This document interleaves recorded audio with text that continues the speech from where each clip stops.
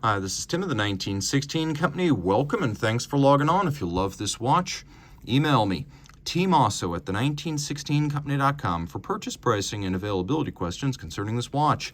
And this watch is the H. Moser Cie Pioneer Perpetual, launched in 2016 as you see it here in blackened titanium and rose gold. This combines Moser's Pioneer sports watch with its famous bidirectionally settable Ardoise Fume designed Perpetual calendar system.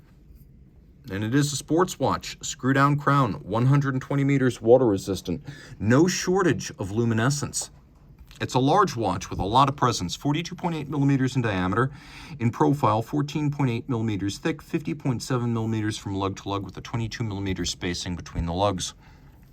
I'll throw it on my wrist, which is 16 centimeters in circumference, and I could wear this watch although personally, at my wrist size, I prefer my 40 millimeter Pioneer. But if you like a little bit more presence, and remember, size does yield legibility with sports watches, you've got this option as well. I would say if your wrist is my size or larger, you can wear this. If your wrist is smaller, you want to go with the 40 millimeter. Now, it's not super thick, and with a dramatically domed bezel and crystal, it actually will fit underneath dress cuffs. So if you want to wear this with formal attire, you shouldn't really have any trouble there. You can see even over the top, the watch lugs do not project beyond my wrist, so that fits. Strap, rubber, ventilated, nicely made. You can see it's got curved spring bars. The lugs are drilled fairly close to the case to draw their pivot centers further inboard and help small wrist fit. On the bottom, we've got the Moser logo, ventilation.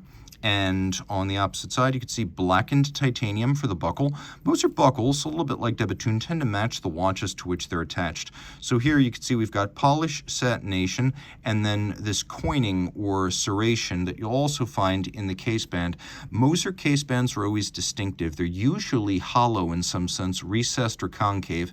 And here we have that with the coining, or the striations, closely spaced, the recess, and then DLC blackening. You can see we have two different finishes on the gold, the rose gold here. We have brushed finish on the hood of the lugs, and then polish on the flanks of the case, plus the bezel. This right here is actually a jumper for the leap year phase indicator of the calendar. When Ardoise Fume designed this system for Moser in the 2000s, he reasoned correctly, you don't always need to see the leap year phase indicator, so we put it on the case back and you adjust it with this pusher.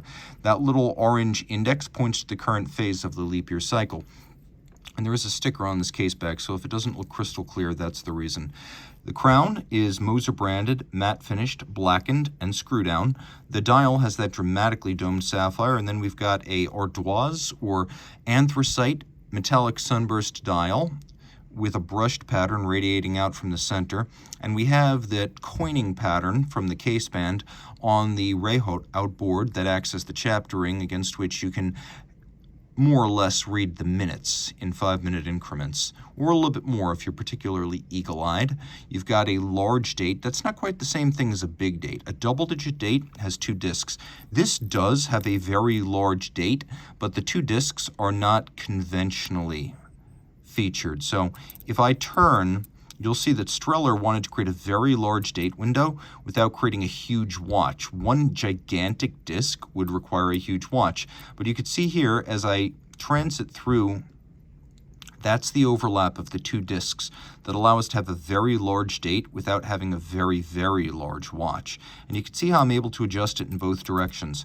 That is an incredible feature for those who are familiar with unidirectional perpetual calendars like IWC and JLC that can leave you stranded if you accidentally advance beyond the current date. This goes forward and backwards. And if you're wondering why it's alternating between the 1st and the 28th periodically, if you adjust the Moser calendar backwards, oftentimes it will act as though February is the default month. That does not happen when you adjust forwards. Taking a look at how this works, we have 12 hours, and 12 hours correspond to 12 months. So right here, you're looking at the 1st month, the 1st hour, and the 3rd. So that is January 3rd. That's how that works. It is bidirectional, and there is no danger zone. There is no time of day during which you cannot use the quick set. Interesting fact, though, about the hacking seconds function. The first time you pull the crown, it does not allow you to pull all the way out and stop the balance. The reasoning being, Streller determined you probably want to adjust the calendar first. So if you've got the watch set to the second, and you pull the crown out all the way by accident, you're going to stop the seconds hand and desynchronize from your reference time. So in order to hack the mechanism, you pull once, it stops you. You release, you pull again, and then it activates the hacking for the seconds. There's very little dead angle in this HMC 800 movement, so from almost the moment you start turning the crown, the hands start moving. We have a power reserve indicator over in the corner. With twin barrels, the rated reserve is 7 days, though in fact the watch will run for almost 9. That is German Swiss watchmaking at its best. Under-promising and over-delivering. Outback, HMC 800, twin barrels. We have a 5 beat per second rate, or 18,000 vibrations per hour, like a glorious old pocket watch. We've got durability, courtesy of a full balance bridge and a free sprung balance. We've got positional consistency, courtesy of Moser's own in-house manufactured overcoil hairspring.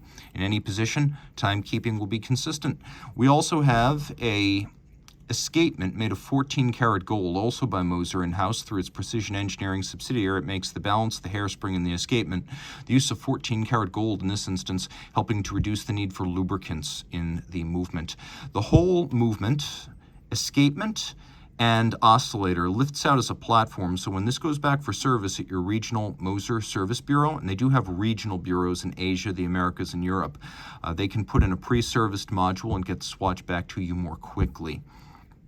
You can also see that we've got double-crested Moser stripes on these bridges. Remember, there's a sticker here, so there's some marks on the sticker. Don't hold that against the watch. The beveling is mechanical but handsomely executed. We've got polished screw heads. We've got satination on the wheels. And if you look here, you can see that we've got satination on the springs and the jumper for the leap year as well. Here's a spring for the click that's satinated. You can see the spring jumper for the leap year indicator that is also satinated. And we've got golden chaton cups fixing the 2 barrel arbors, but then also the drivetrain. So the reason for this is because back in the old days of Moser pocket watchmaking in the 19th and early 20th century, the technology of the time made it tough to press a jewel directly into a bridge or plate. So a precision gold cup would be cut, the jewel would be pressed into that, and then that assembly would be held in place on the bridge or the plate using screws. And so that's why we have these chaton set jewels here. It's a nostalgic nod. It's not a technical necessity, though some have proposed that it may add a little bit of shock resistance, but I've yet to see that ever quantified. Now the chaton are made of gold, and you can see all the screw heads are polished, which is a nice styling flourish. If you love this watch, reach out to Team Mosso at the 1916company.com for purchase and pricing details.